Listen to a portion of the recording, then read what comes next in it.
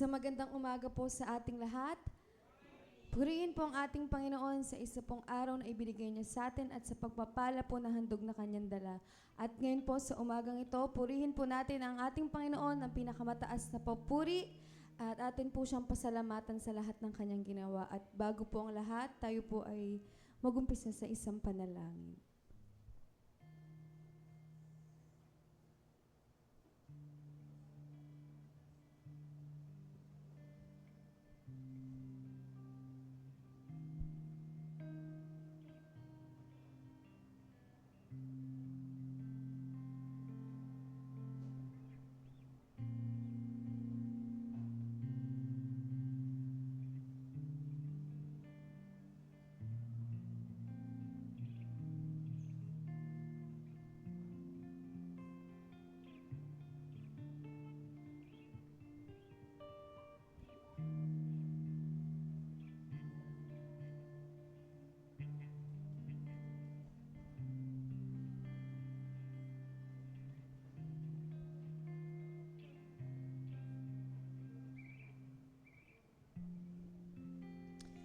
Hallelujah, Jesus.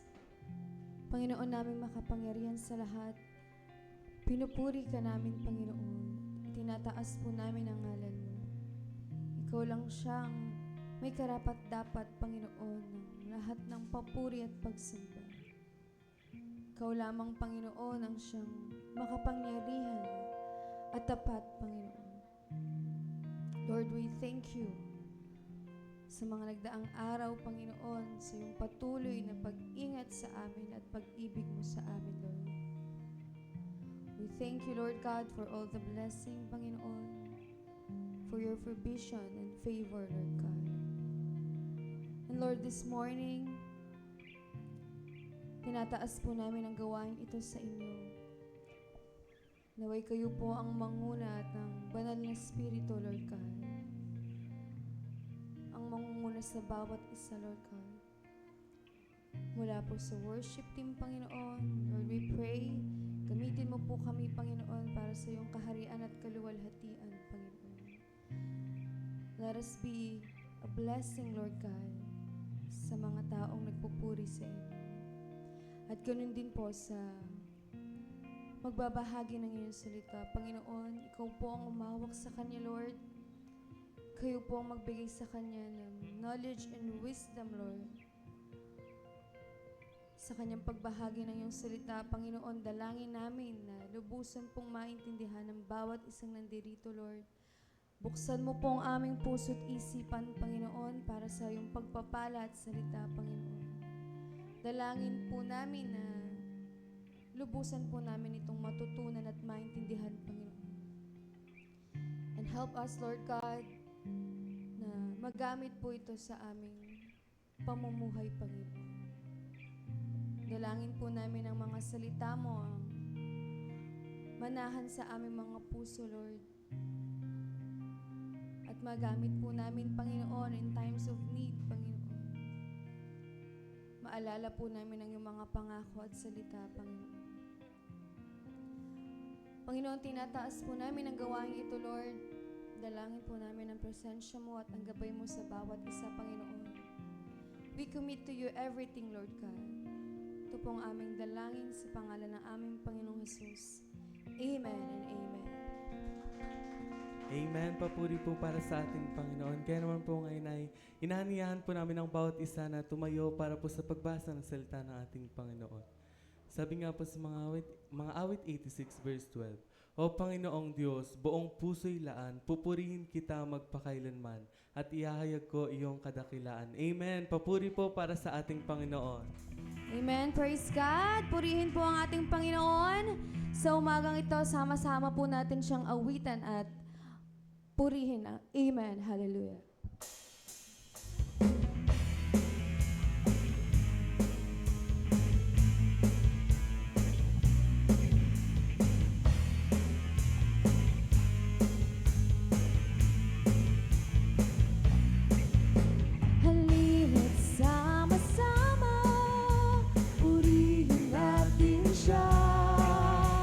Halina't sama-sama, awitan natin siya.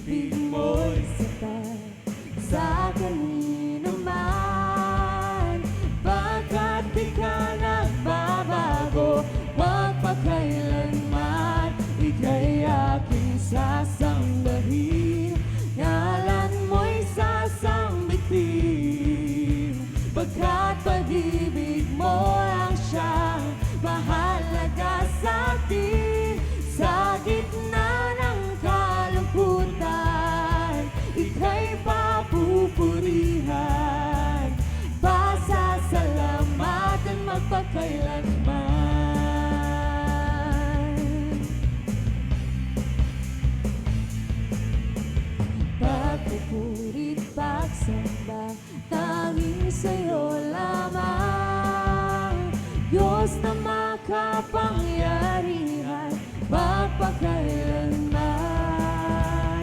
Ang pag-ibig mo'y sapat sa kanino man, pagkat di ka nagbabago magpakailanman. Ika'y aking sasambahin, ngalan mo'y sasambitin, pagkat pag-ibig mo ang siyang mahalaga sa'kin.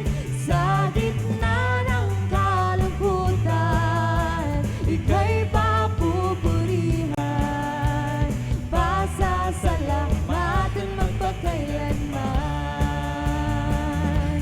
Ika'y aking sasambahin, ngalan mo'y sasambitin, pagkat pag-ibig mo ang siyang mahalaga sa'kin.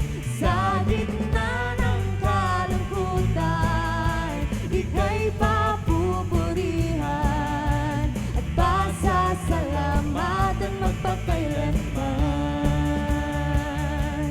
Ika'y aking sasambahin, ngalan mo'y sasambitin, pagkat pag-ibig mo ang siyang mahalaga sa'kin.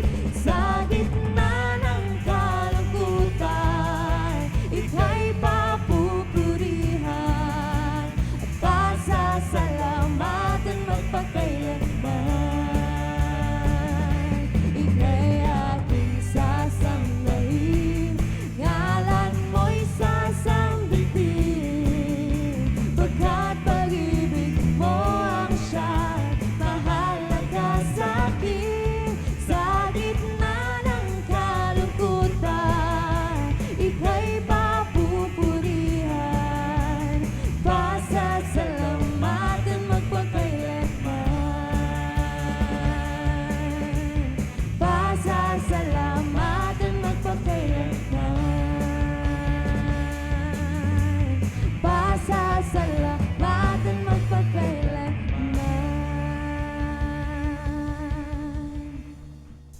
Amen, hallelujah. Patuloy po tayo sa pag-awit sa ating dakilang Panginoon. Yes, Lord, Ikaw ay aming pasasalamatan, Panginoon. Ikaw ay aming aawitan at pupurihin at sasambahin. Lord, we thank you, Lord. Hallelujah, Jesus.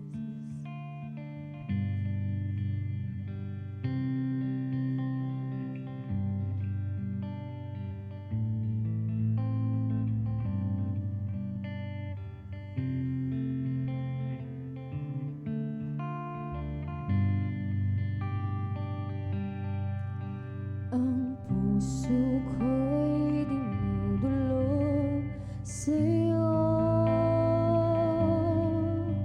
nagpapakumbaba, nagsusumamo, pagkindapatin mo, ikaw ay mamasdan, makanikan, sa'yo ay umisan. Ang puso ko'y dinudulog sa'yo,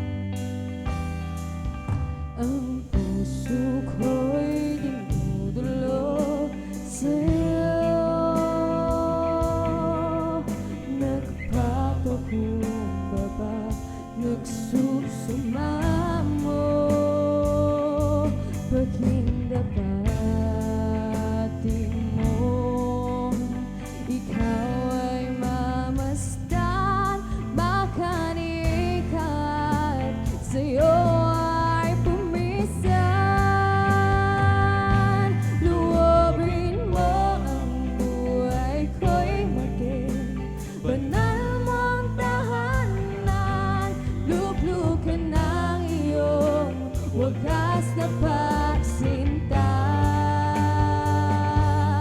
Daluyan ng walang hanggang mga paborit pagsamba. Maghari ka, O Diyos, ngayon at kailanman. Luobin mo ang buhay ko'y maging banal mong tahanan, lukluk ka ng iyong wagas na pagsinta. Daluyan ng walang hanggang mga paborit pagsamba. Maghari ka, O Diyos, ngayon at kailanman. Maghari ka, O Diyos, ngayon at kailanman. Maghari ka, O Diyos, ngayon at kailanman.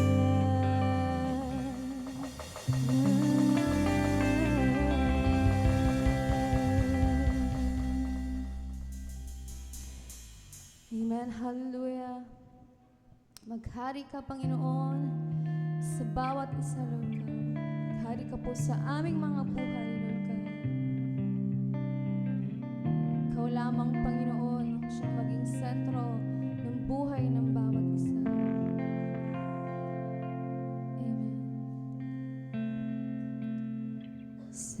Sadyang kay buti ng ating Panginoon, magtatapat sa habang panahon, maging sa kabila ng ating pagkukulang. Biyaya niya'y patuloy na lang.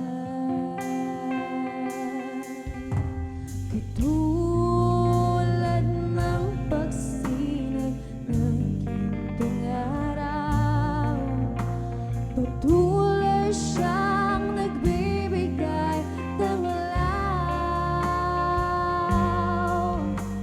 Kaya sa puso ko't damdamin,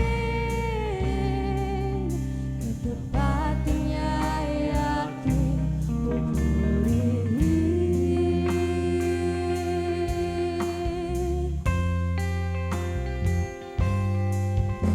Dakila ka, O Diyos, tapat ka ngang tunay, magmula po sa ugat ng aming lahi. Mundo'y magunaw man, maaasahan kang laging maging hanggang wakas nitong buhay.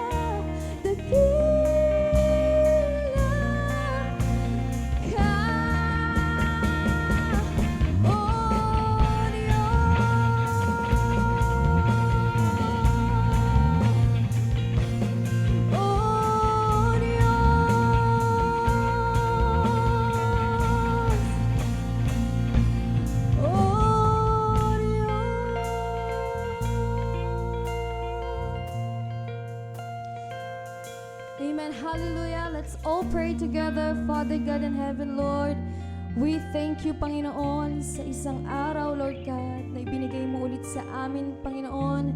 And in this morning, Panginoon, kami po ay nagpupuri sa inyo at sinasamba ka po namin, Panginoon. Ikaw lamang po ang aming tatawagin, ang ngalan mo lamang ang aming itataas at sasambahin, Panginoon. Ikaw po ang siyang tapat mula noon hanggang ngayon, Panginoon. You are true to your promises, Lord God.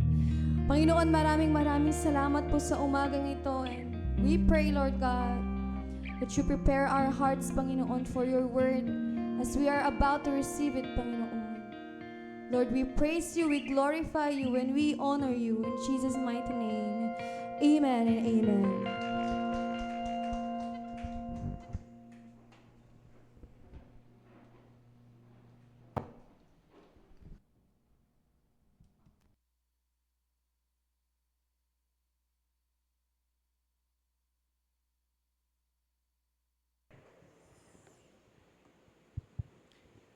Good morning ho sa inyong lahat.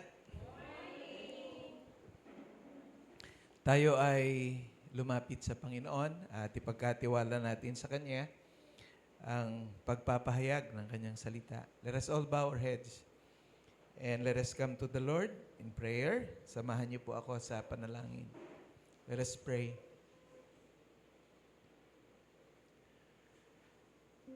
Lord, we cannot outgive you. Hindi namin kailanman mahihigitan ang pagiging mapagbigay mo sa amin. Ikaw yung aming Ama na sa kabila ng kami ay alipughang anak na pinipili at nilalakaran ng sariling landas. Patuloy mo kaming minamahal, kinakahabagan, at ang biyaya mo ay sapat at sapat sa bawat araw ng aming buhay. Masasabi namin, O Diyos, ng buong puso,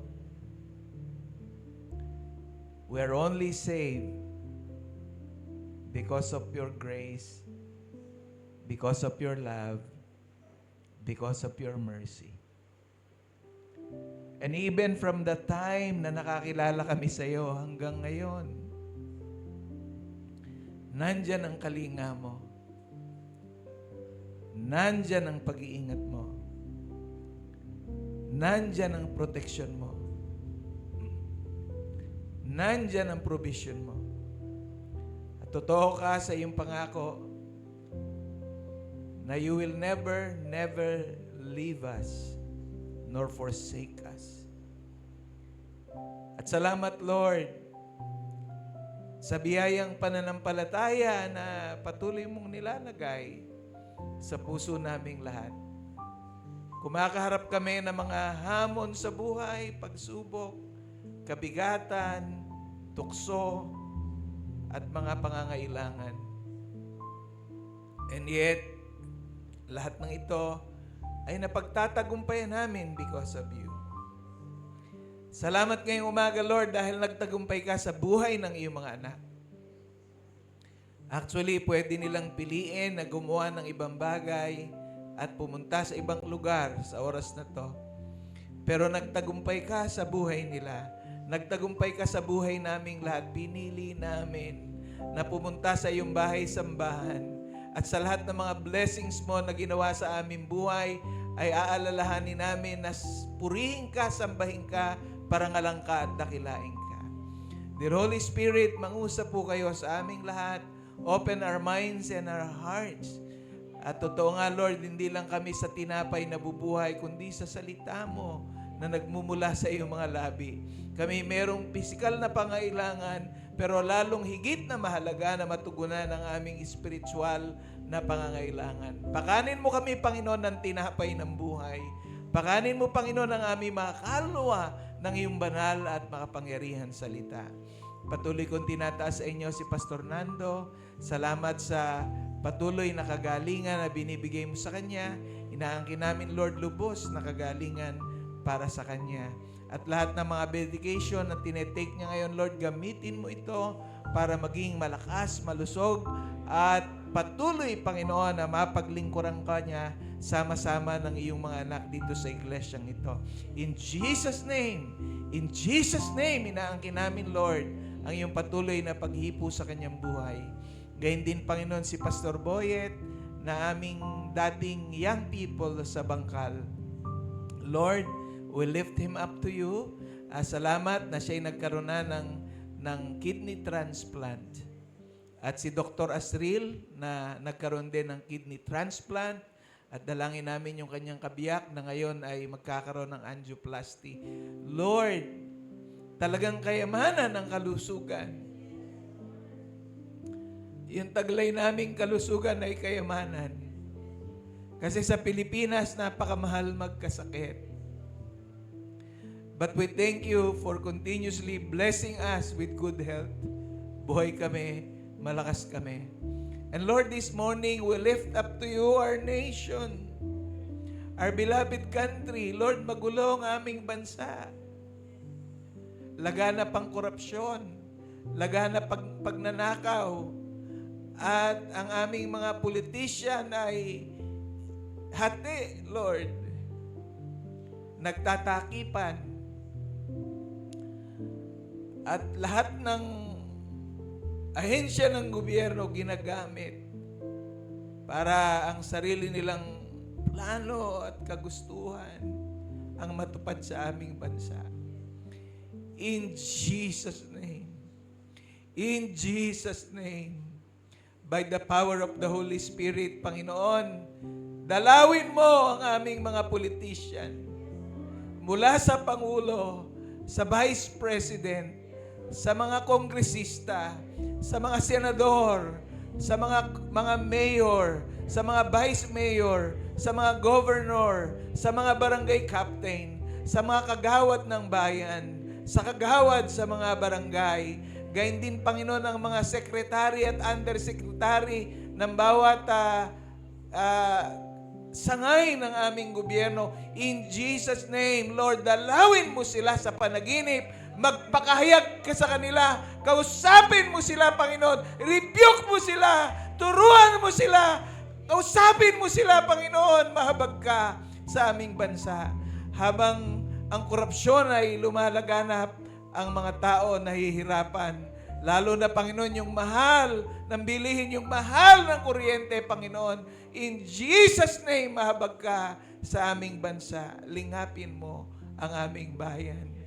Nagpapakumbaba kami sa inyong harapan. Lord, huwag mong hayaan na ngayon mabuwag na naman yung bagong majority group. In Jesus' name, protektahan mo, Panginoon, si Senator Cayetano. In Jesus' name, protektahan mo siya, lahat ng kanya mga kasama, at yung mga masasamang balak ng mga tao na manggugulo, Panginoon, at ayaw na malantad ang katotohanan at mahayag ang katiwalian. In Jesus' name, may your protection be upon all of them, Lord. We give you praise. We give you glory. We give you honor. Alam namin, dininig mo ang aming panalangin dahil inihiling namin to sa makapangyarihang pangalan lamang ng aming Panginoong Hesukristo, ngayon at magpakailanman. Amen.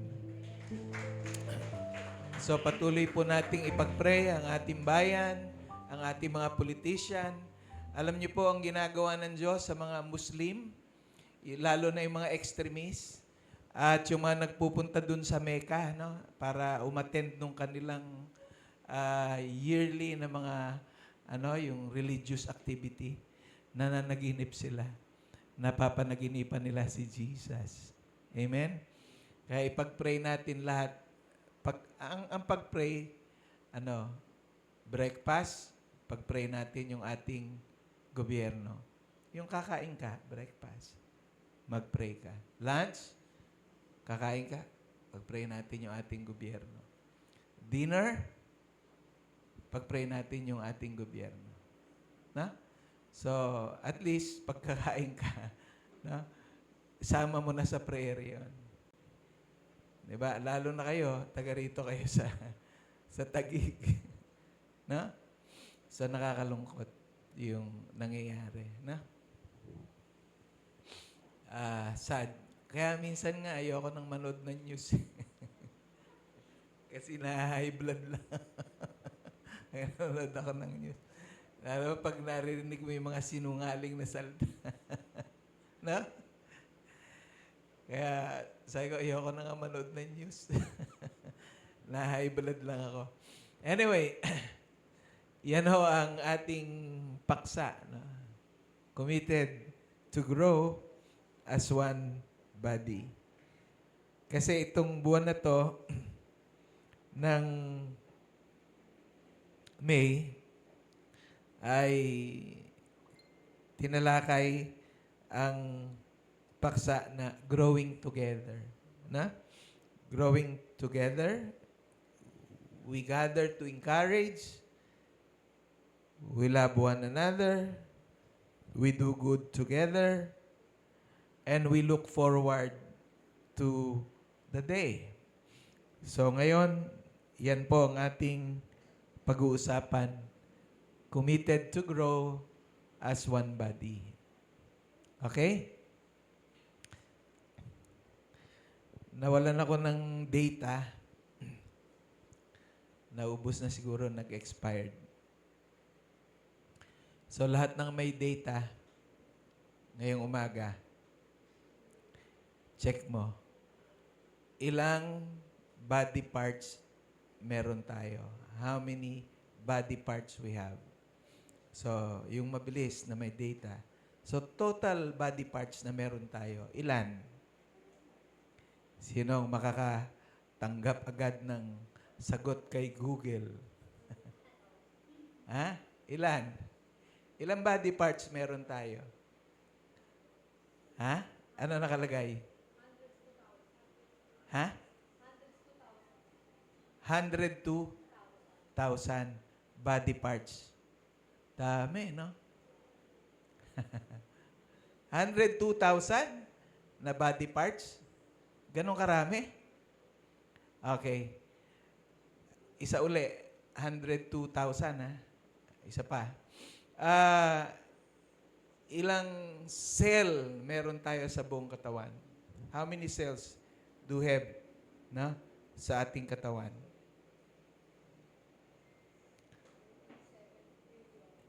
Ilan? 37 Grabe. Trillion. 37 trillion. Ang yaman mo pala eh. Biri mo ang yaman mo. Meron kang 37 trillion. Kasi yung cells, yun yung dikit-dikit na kasama yung ating 1,200 body parts. Ikaw yun. At inihalin tulad yung church sa katawan. No? Kaya nga, committed to grow as one body. No? So, kailangan magtatalaga tayo ng ating sarili as part of the church at ang ating example yung ating sariling katawan. No? Okay, next. Etong church na to, ang church kasi ay merong tinatawag na universal. Ano yung universal? Hindi yun nakikita. Yung universal, yun yung lahat ng churches sa buong mundo. Churches worldwide. Hindi natin nakikita yon, pero ang Diyos nakakaalam at nakakakita ng universal church. Church worldwide, no? At meron din tinatawag na local church. At itong church na to ay tinatawag na local church. So yung church, local at universal, one Lord. Si Jesus lang ang Lord natin. Amen? One faith. Amen? Isa lang pananampalataya natin. No? At nakatuon lang yon kay Jesus at sa Diyos. At one baptism. No? Isa lang yung bautismo natin. No? Baptism of the Holy Spirit and water baptism. At dun sa water baptism, nung tayo na bautismuhan, we are incorporated into the local church. Kasi si Jesus, bago siya nag-ministry, nagpabaptize muna. Di ba? Kaya yung church natin, isang requirement, bago ka mag-involve sa ministry, kailangan nabaptize ka na. So lahat ho ba rito nabaptize na? So yun yung isa sa requirement, no? One baptism. So pag nabaptize ka, ay incorporated ka into the local body. Okay? One God and one Father. Kaya tayo nananalangin at ang Holy Spirit nagtuturo sa atin paano manalangin, and through utterances coming from the Holy Spirit, we call Him Abba Father.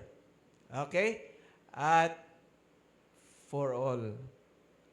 Father for all. Amen? So, iba't iba yung pinanggalingan natin, iba't iba yung karanasan natin, iba't iba yung hamon ng buhay natin, pero meron tayong Diyos, meron tayong Panginoon, miyembro tayo ng isang local church, no? So, anong kaibahan natin dun sa mga malalaking mga simbahan na nasa mall, no? Di ba? Anong kaibahan natin sa mga simbahan na nasa mall? Okay? Doon sa amin, sa Robinson's Galleria, meron doon. No? CCF. Okay? Nung magtatayo doon ng CCF, kinausap ko yung leaders ng CCF. Nagkataon na yung general secretary namin umattend ng general meeting sa CCF. At nandun siya sa CCF. Sabi ko, Jensek, pwede bang ako mag-call ng meeting sa leadership ng CCF? So, pumayag. At ang nakausap ko online ay yung anak ni Nestor de Villa, na isa sa leaders ng CCF. At sinabi ko, magtatayo ho kayo ng church dito sa San Pedro. I want to tell you na ang simbahan ho sa San Pedro, 150 na. 150 na yung simbahan sa San Pedro. Bakit doon pa kayo magtatayo? Ha? Bakit hindi kayo pumunta sa wala pang church? Kasi meron tayong etiquette na pag magtatayo ka ng simbahan, number 1, at least 5 kilometers ang layo mo doon sa church na existing. At pangalawa, magpapaalam ka sa pastoral movement na magsisimula ka ng church. Sabi ko, tinanong ko ng prangkahan, talagang straightforward. Tinanong ko, ilan ho ba sa miyembro nyo ang from Catholic, in-evangelize nyo, sinyera nyo, inakay nyo, dinisciple nyo, naging miyembro nyo ng CCF? Ilan? Ang nakukuha nyo magaling sa mga simbahan ng iba. Pinaghirapan ng mga pastor. Tapos dahil maganda yung sound system nyo, malamig kayo, aircon kayo, para kang kumakain sa turo-turo versus Chowking versus Jollibee. At sabi nung leader, sayang, kung nakausap nyo lang kami, bago kami nagtayo dito, naka 60 million na kami nang nagastos sa pagre-renovate ng aming worship hall. What if, ang laki nilang simbahan, laki ng income nila, what if yung 150 na simbahan sa San Pedro, tulungan nila? Palakasin nila. Dahil, alam nyo, yung Victory, nagtayo din sa mall din yan, yung Victory, sa Batangas. No? alam nyo nangyari sa Batangas, yung mga maliliit na simbahan, maraming namatay. Maraming namatay. Nung nagtayo yung Victory sa Batangas. Hindi ko lang malaman kung saan parte ng Batangas. Pero nakwento yan ng isa sa mga pastor namin. Na ang nangyari, namatay yung mga maliliit na simbahan. At ang nangyari, yung Pastoral Association, pinatawag yung leaders ng Victory dun sa Batangas. At sinabi yung senaryo. No? So, yun ang nangyayari. No? Bakit hindi na lang nila tulungan yung mga maliliit na simbahan? Or, kung magtatayo sila ng simbahan, bakit hindi na lang dun sa wala pang simbahan? Dahil alam natin kung ano mangyayari doon, bakit doon nila gusto magtayo ng simbahan. Parang nangingisda ka sa aquarium, no? Siguradong huli. Di ba? Nangingisda ka sa aquarium. Huli. So, anong kaibahan nitong church doon sa mga malalaki? Ang kaibahan, magkakakilala kayo. At anytime, pwedeng lapitan. Eh, doon sa malalaki, hindi. By appointment. Ang dami kong naikakasal na galing sa malalaking grupo. Sa akin nagpapakasal. Bakit? Kasi mahirap yung proseso nila eh. So, anyway, tayo, kahit maliit, okay lang. Basta ang mahalaga, meron tayong commitment at ang ating commitment would grow together as one body. At maliit man tayo, hindi man tayo sinlaki ng mga nasa labas, remember, yung Lord nila, Lord natin. Yung faith nila, faith natin. Yung baptism natin, baptism din nila. At yung God natin, God nila. Yung God nila, God natin. Yung Father natin, Father nila, Father natin. Amen! Because the church is not the building. The church is you and me, the believer of the Lord. Amen? Kaya sabi, for where two or three are gathered in my name, here am I in the midst of them. Okay, next. So, one body with many members. 1,200 body parts. Okay. 1,200. Yun ang sabi ni Google, 1,200 body parts. Okay? Siguro, ewan ko, yung buhok natin, ilan? Ako, nakakalbo na. Okay. So, imaginein mo yung sabi ni Lord na bilang ng Diyos yung buhok mo, eh naligo ka kaninang umaga, nalagasan ka ng buhok. Alam pa rin ni Lord. Ganong kakahalaga kay Lord. No? Ganong kakakilala ni Lord. Amen? Isipin mo yung 1,200 body parts na yon. Alam ni Lord yon. Amen? At napakayaman mo kasi ilan trillion nga uli yung cell? Trillion? O, isipin mo yun. Meron kang 37 trillion. Grabe. Ang dami nun. Okay. So, ganun tayo kahangang-hangang nilikha ng Diyos. Amen? No, we are uniquely created by God. And you know what? Ang tao sa buong mundo ay 7 billion. 7 billion. 7 billion people in the world. And you know what? You know what? Walang tao na pagkapareho ng thumb mark sa 7 billion. Can you imagine that? 7 billion na tao sa buong mundo pero walang thumb mark magkapareho. Ibig sabihin, nag-iisa ka lang. Wala kang kagaya. You are unique. Amen? Karain mo yun? Ganun ang Diyos natin. Kaya hindi tayo aksidente.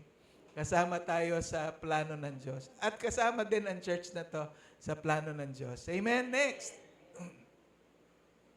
Sabi ng Ephesians 4:16, no? He makes the whole body fit together perfectly. As each part does its own special work. So, yung 102,000 na parte ng ating katawan, meron niyang ginagampanan na papel sa buhay natin, sa ating katawan. No? Halimbawa, yung buhok sa ilong. Ha? 'Di ba? Minsan, lumalabas. Makate.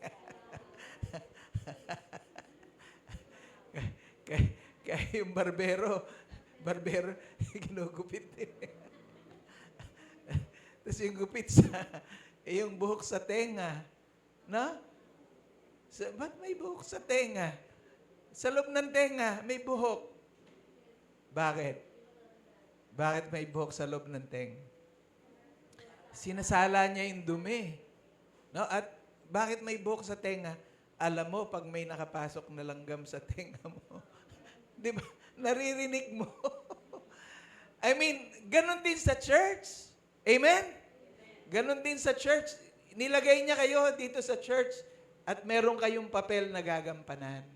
No, hindi kayo sasabihin nyo, ay hindi ako importante. Lahat tayo ay nilagay ng Diyos sa church. Meron tayong mahalagang papel na gagampanan sa church. It helps the other parts grow so that the whole body is healthy and growing and full of love. No? So that's the body of Christ. Amen? Kaya diskubrihin nyo. Diskubrihin nyo. Hindi lang tayo nag-church para painitin yung bangko. Tandaan nyo, may layunin ng Diyos, ba't kayo nandito? May layunin ng Diyos, bakit sa dinami-dami ng simbahan, nandito kayo. Dito kayo dinala ni Lord. Kaya yun yung mahalaga na ating tuklasin at mahalaga na ating gampanan. Okay, next. So, paano tayong mag-grow, magko-commit to grow as one body? No? Merong 3 uri ng antas ng mananampalataya ayon sa 1 John 2:12 hanggang 14. 3 antas. Si Apostle Paul sa Ephesians 4:14 to 16, 2 yung binanggit niya. Infant at saka maturity. So, infant, yun yung sanggol hanggang maturity. So, ngayong umaga, mga kapatid, okay, kung titingnan tayo ng Panginoon sa buhay spiritual natin, no? Kasi ang Diyos may X-rated eyes. Nababasa ang puso't isip natin, ang kaluluwa natin. At tinitingnan tayo ng Lord na may X-rated eyes. Ano ang antas mo sa iyong buhay spiritual? Ikaw ba ay new Christian? Ikaw ba ay spiritually young believers? O ikaw ba ay maturing Christians? Na? So kung i-gauge mo yung sarili mo, i-evaluate mo yung sarili mo, saan ka babaksak? Saan ka babagsak? Gawin mo yon pag mag-isa ka na lang. Na? Evaluate mo yung sarili mo. After natin mag-aral, sabi mo, suriin mo yung sarili mo. Saan ba ako, Lord? Nakakategory. Doon ba ako sa new Christian? Sa spiritually young believer? O sa maturing Christian? Okay? Next. Diyan ay mababasa natin sa 1 John 2. No? Beginning with verse 12. Ano yung sabi ni John?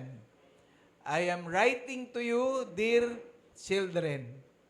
So ano yung unang antas na young believer? New believer? Children. Children. I am writing to you, dear children. So, taas ang kamay ng merong anak. Okay. Alam nyo, yung bata, no? Yung mga bata, Alam nyo ba na mas mautak sila kaysa sa magulang nila? Ha? Alam nyo ba? Yung mga apo nyo, mas mautak kaysa sa magulang. Alam nyo ba na napapaikot kayo ng anak nyo? Alam nyo ba na kung ano yung gusto nila, nakukuha nila? Na? So, baliktad dapat. Dapat ang magulang ang magtuturo sa anak niya kung ano yung tama.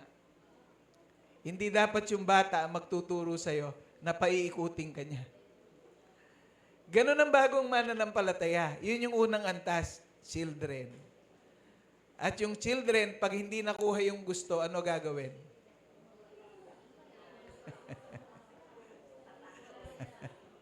Di ba? At saka matampuhin yan yung mga bata. Na? Pag hindi na ibigay yung gusto nila, ayan, makita mo yung reaksyon ng muka, makita mo yung reaksyon ng paa. Di ba? Bakit? Kasi children.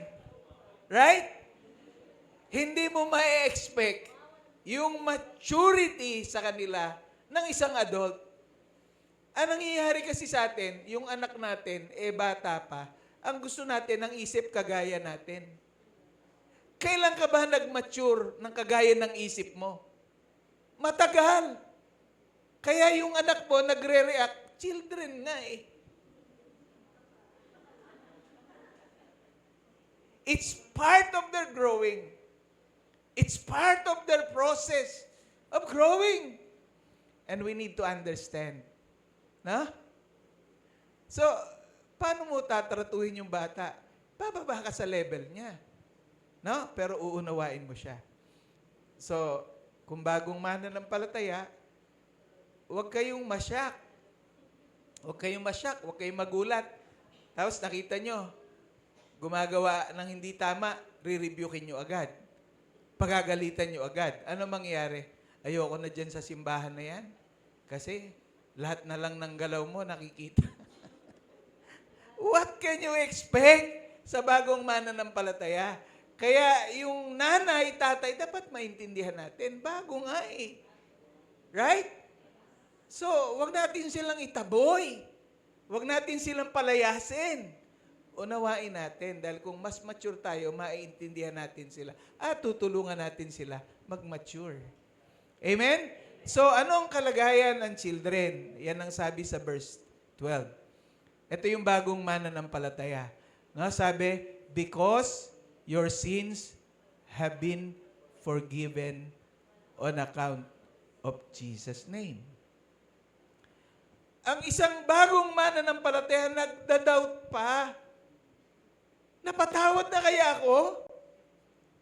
No? Hanggang ngayon, namumuhay pa rin sa guilt. Wala pang assurance na napatawad. Right? So, wag mong sabihin, ngayon, nagda-doubt ka pa kung napatawad ka na. No? Kung nagda-doubt ka pa kung napatawad ka na, oops, mukhang children ka pa. Okay. Before I continue, meron daw 4 na klase ng Kristiyano sa mundo. Na? 4 na tao sa mundo. Okay, una, hindi ligtas at alam niyang hindi siya ligtas. Hindi siya ligtas, alam niyang hindi siya ligtas. Ito yung mga tao na sabi ni Digong, pag ako napunta sa impyerno, ako na magiging boss doon.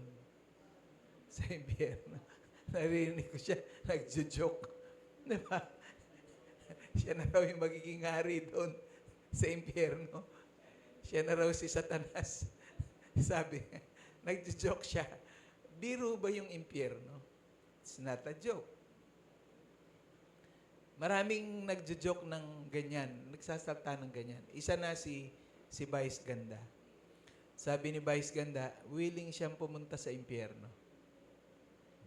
Wag lang pakilaman yung love life niya.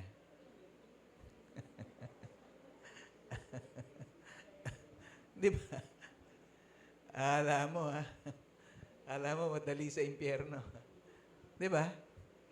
So, alam nila na hindi sila saved. Hindi sila saved. Alam nila hindi sila saved. Yung mga atheist, yung mga naniniwalang walang Diyos. Walang Diyos daw. So, alam nila na hindi sila saved. Pangalawa, saved and they know it. Ligtas sila at alam nila. Ito yung may mga assurance of salvation. No? Meron ka bang assurance of salvation? So, ito yun eh. Assurance of salvation. Pangatlo, yung mga saved, but they do not know. Ligtas nga kaya ako? Baka hindi eh. Kasi tao pa ako eh. Kasi nasa katawan lupa pa ako. Ligtas na ba ako? Saved, but they do not know. Yun yung mga walang assurance of salvation. No? May mga ganun eh. Baka magulat tayo, interviewin kayong isa-isa, tinanong kayo, sure ka ba na save ka? Hindi ko sure eh. Patay tayo dyan. Patay tayo dyan. No? At yung pang-apat ay akala nila save sila. Pero hindi pala. Yun yung pinakamahirap. Yung akala mo, save ka, tapos hindi pala. Maraming ganun, di ba? Yung mga taong may relihiyon, pero walang relasyon. So, nag-i-struggle lagi yung children, yung bagong mananampalataya. Napatawad na ba ako? Okay. Next. So, the little children, sila yung new believers, pero members of God's family. Nagsisimula pa lang sila ng magkaroon ng pundasyon ng pananampalataya. At yun nga, nag-i-struggle sila tungkol sa kapatawaran ng Diyos. At kilala rin nila ang Ama. No? At meron na rin sila na secure at intimate relationship with God. Na? Okay. So, yun yung bagong mananampalataya. Pero kailangan, kung bago kang mananampalataya, secure ka na. Na? Alam mo na yon, matatag na yung relasyon mo sa Panginoon. So, ibig sabihin nung growing ka. Na? Growing ka. Next. Eto, nahati sa dalawa yung verse 13. I am writing to you, fathers. Iuhuli natin yon. Because you know Him who is from the beginning. And I am writing to you, young men. So, yung una, children. Ano yung pangalawang stage? Young men. So, pag new believer, children. Pero pag growing Christian na, yung nag-grow na, young men. At ano yung struggle ng young men? Ito, you have overcome the evil one. You have overcome the evil one. Alam nyo, sa panahon ngayon, ito yung pinaka-henerasyon na maraming kaagaw ang relasyon sa Diyos. Dahil sa kapangyarihan neto. Right? Sa kapangyarihan nito. Good and bad. Good and bad. Good muna. Ang dami nating matututunan tungkol sa Diyos dito. Bad. May mga naggagawa ng mga programa dito na satanic. Ang gusto ay ilayo tayo sa Diyos. Ngayon, kung nandiyan ka sa category na young men, sa relasyon mo sa Diyos, bibigyan ka ng Diyos ng discernment dun sa mga pinapanood mo, sa mga sinusundan mo, malalaman mo kung ano yung huli. Kasi minsan, pain lang yun eh. Minsan parang pagaganahin ka, mag-enjoy ka, pero hindi mo alam sa huli, napalayo ka na sa Diyos. Amen?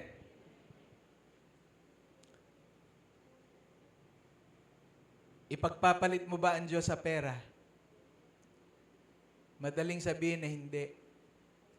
Pag inalo ka ng maletang pera.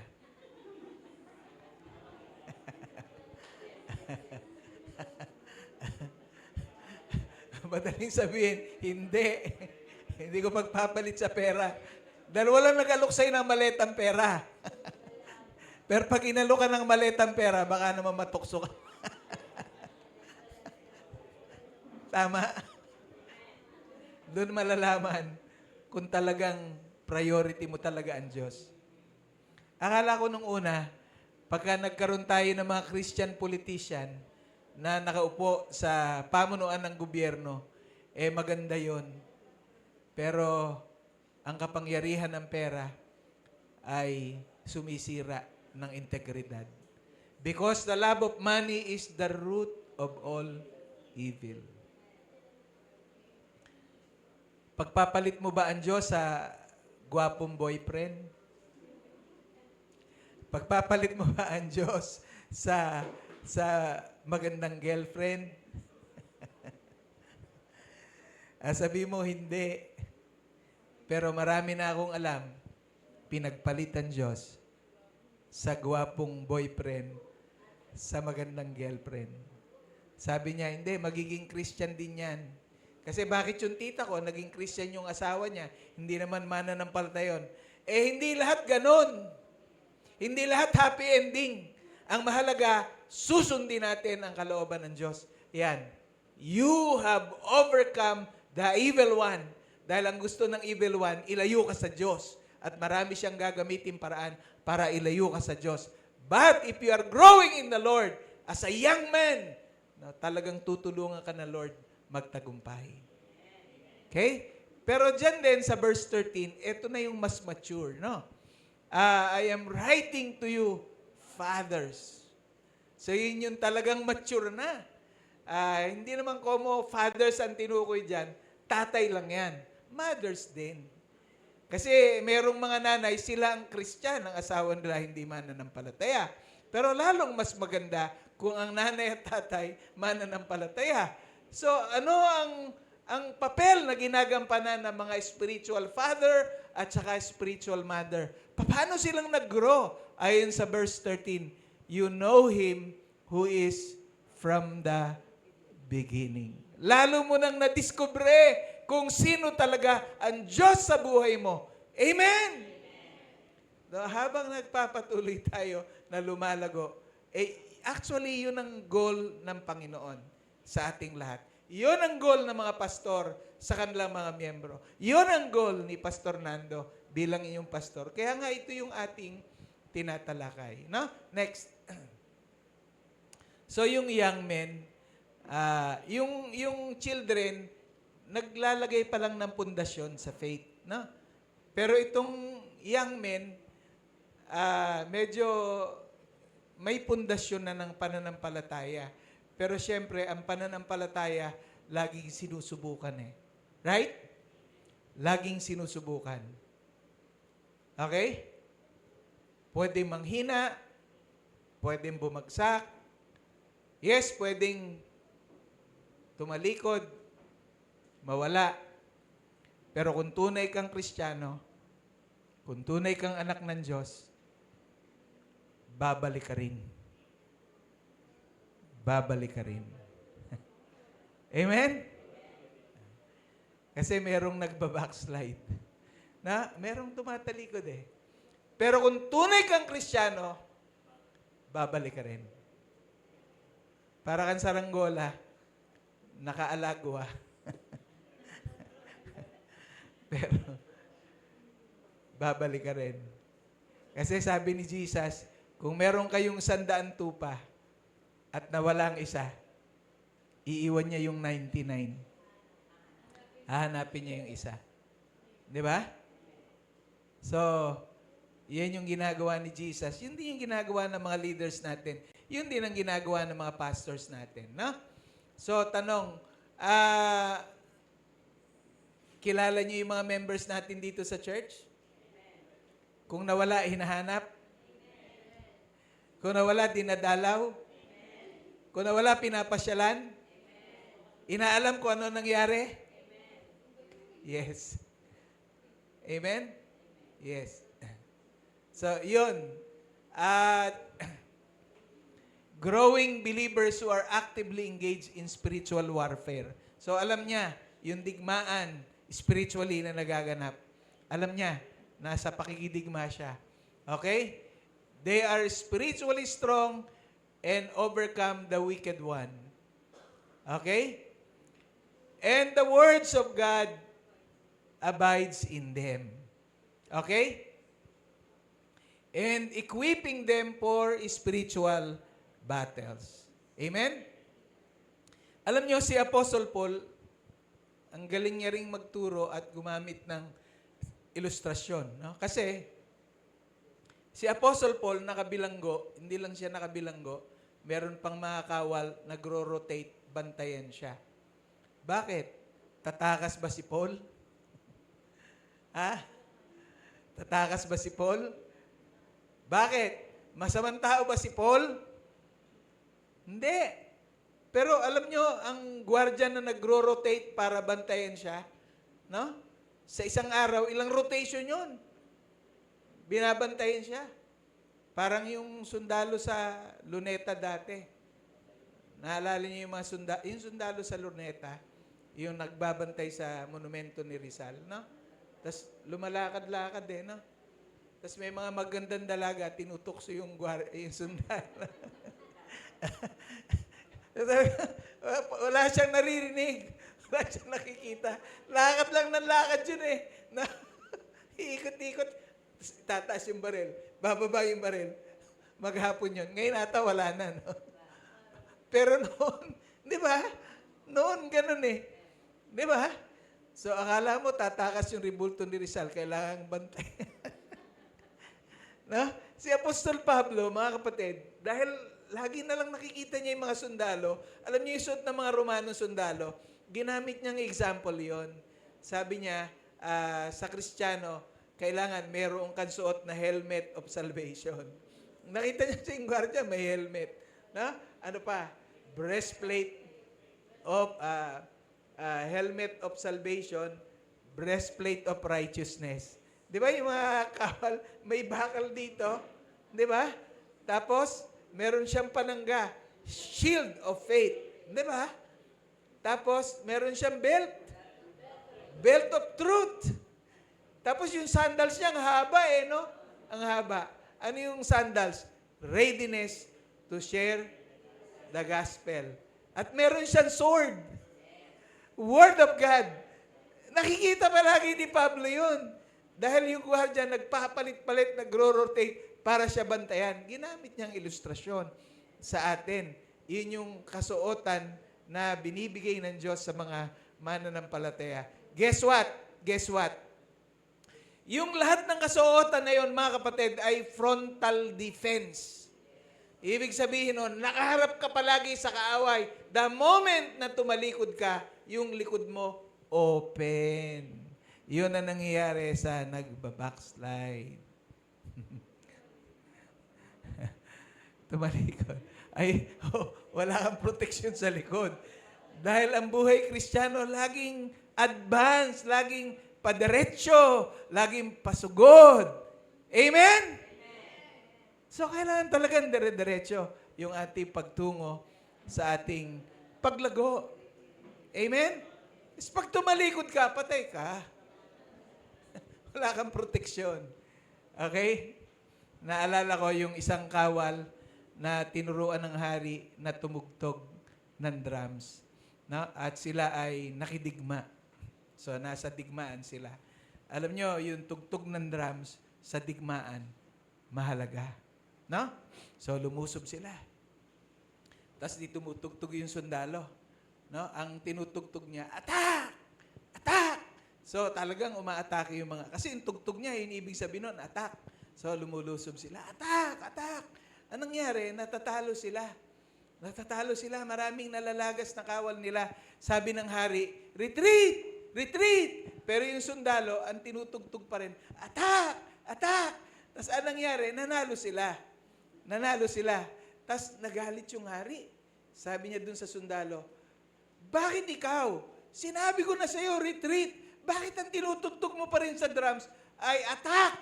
Sir, hindi niyo ako tinuruan tumugtog ng retreat. At tinuro niyo lang sa akin na tugtog, attack! May katwiran. Kaya, mahira naman yung hari. Hindi naman pala siya tinuruan tumugtog ng retreat. Ang tinuro lang pala sa kanya, attack. Amen. At sa buhay Kristiyano natin, laging attack. Dahil alam natin, meron tayong kaaway. Amen? Stand firm. Okay. Okay, because we are in a spiritual battle. Okay, next. I write to you, dear children, pinagsama-sama. I write to you, dear children, because you know the Father. I write to you, fathers, because you know Him who is from the beginning. I write to you, young men, because you are strong, and the Word of God lives in you, and you have overcome the evil one. Kaya dyan sa tatlong antas ng buhay Kristiyano, evaluate natin yung sarili natin. Nasaan ka? Sa tatlong yan. Now, and be honest. Be honest. Amen. Next. The fathers, the maturity of faith. Ito na yung mga spiritual parents. Mature na yan sa pananampalataya. Na? Spiritually mature believers, long-standing roots in faith. Dumaan na yan ng bagyo, at kahit na dumaan ng bagyo, hindi yan sumuko. Ha? Yan yung taga sa panahon. Alam niyo yung taga sa panahon? Kung kukuha ka raw ng kawayan at gagawa ka ng kubo, ang kailangan daw kukunin mo na kawayan, taga sa panahon. Yan yung hindi bubukbukin. Yan yung hindi aanayin. Amen? Masarap yan. Amen? Yung maabot mo yung spiritual maturity, no? At talagang yung relasyon mo sa Diyos, napakalapit. No? At profound experiential knowledge of Jesus Christ who is from the beginning. Amen? Kaya masarap pag may kasama kang ganyan. No? Tsaka pag meron tayong problema, meron kang pupuntahan, may tatakbuhan ka, mag-open up ka sa Kanya. Amen? At hindi ka ichichismis. Ichichismis. Merong 3 pastor nag-fellowship. So, yung 3 pastor nag-fellowship.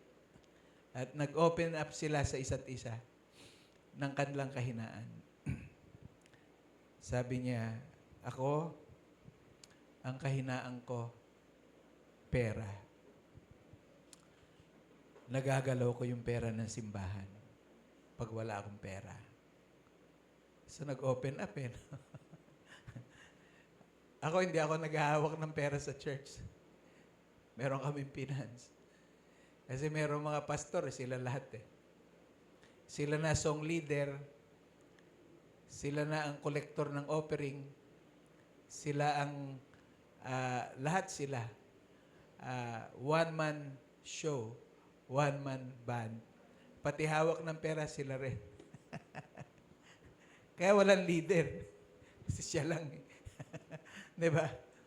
So, sabi nung isa naman, ako, ang kahinaan ko, sabi niya, natutukso ako sa mga magagandang babae. Sabi. Tapos, yung huli, sabi, ikaw, pastor, ano kahinaan mo? Ang kahinaan ko, chismoso ako eh. Di ako magtago ng lihim. Patay.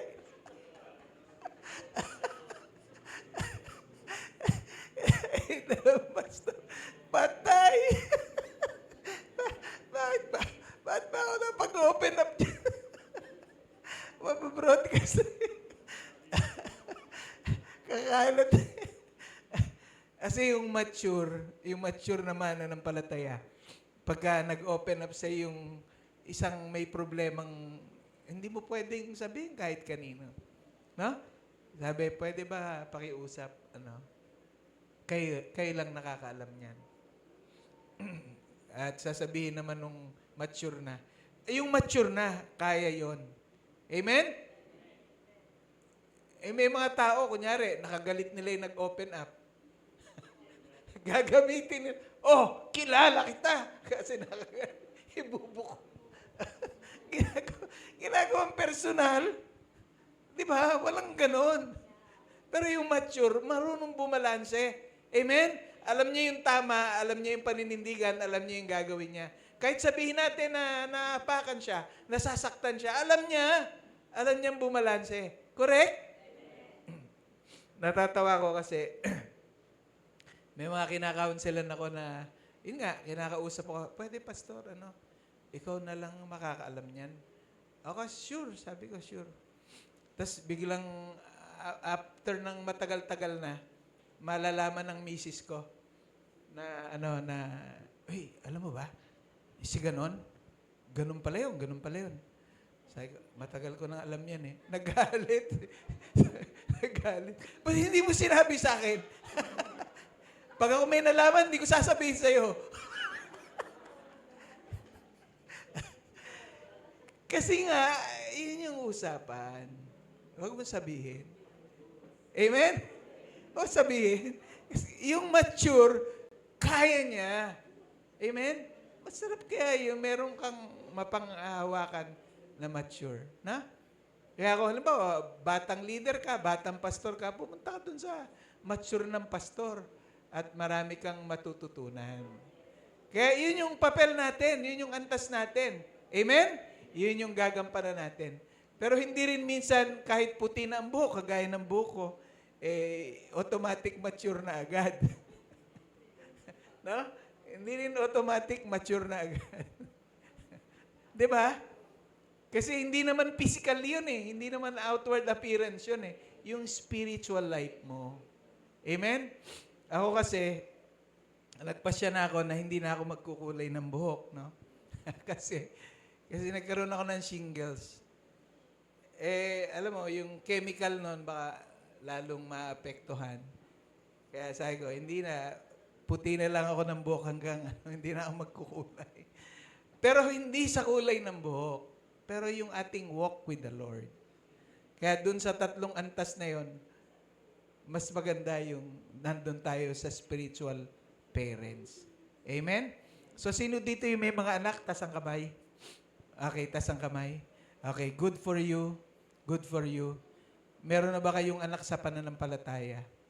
May anak kayo sa physical, tapos wala kayong anak sa pananampalataya? Mga baog pala kayo eh. Hindi po pwede na mature ka na wala kang anak sa pananampalataya. Correct? Wala naman dito na marunong na agad maging nanay, marunong agad maging tatay. Correct? Lahat tayo nagdaan bilang bata. Pero yung proseso ng maturity, ngayon natin yun nararanasan. Correct? Lahat ng mga bagay na natutunan natin through experience. Dahil lahat tayo nagdaan sa pagkabata. Pero iba ang mature sa immature. Iba ang sanggol sa mature. So mga kapatid, in closing, next. So, the purpose of the outline, John repeats these phrases. I write to you. Paulit-ulit, no? Binabanggit. And I have written to you, not just to organize his letter, but to give the congregation confidence. No? Magkaroon ng kasiguruhan sa puso't damdamin at pagkatao ng mga mananampalataya. He wants them to recognize the spiritual strength they possess. Amen? Meron tayong spiritual strength at minomotivate niya yung mga mananampalataya to resist the world and avoid falling into sin. So, last na lang. Next. We are forgiven on account of Christ. We have a secure, intimate relationship with God the Father. Let the Word of God remain in us. Continuously grow as a new believer, as a growing believer, and ultimately become spiritual parents. We are being equipped for spiritual battle. We are spiritually strong and we have overcome the wicked one. Amen? Kasi ang captain ng ating salvation ay walang iba kundi ang ating Panginoong Yesus. Okay? So, God bless all of us. Itaas natin yung ating kanang kamay sa Panginoon. The Lord bless you and keep you. The Lord make His face to shine upon you, be gracious to you, and give you peace, now and forevermore. Amen. God bless everyone.